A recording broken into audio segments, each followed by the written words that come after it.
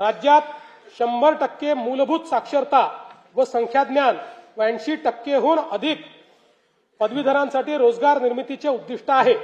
राष्ट्रीय व आंतरराष्ट्रीय विद्यार्थ्यांना आकर्षित करण्यासाठी 8 ते 10 शैक्षणिक शहरांची उभारणी करणे, युवकांना उद्योग केंद्रीय आणि कौशल्य विकास शिक्षणाद्वारे सुसज्जित करणे, नवोन्मेष आणि उद्योजकतेला प्रोत्साहन देणारे प्रतिभा केंद्र निर्माण करण्याचे नियोजित आहे। नवी मुंबई आंतरराष्ट्रीय विमानतळाच्या परिसरात भारतातील पहिली आंतरराष्ट्रीय दर्जाची एज्युसिटी विकसित करण्यात येत आहे। यामध्ये USA, UK, ऑस्ट्रेलिया व इटली या देशातील 6 आंतरराष्ट्रीय विद्यापीठांची सामंजस्य करार करण्यात आले आहेत।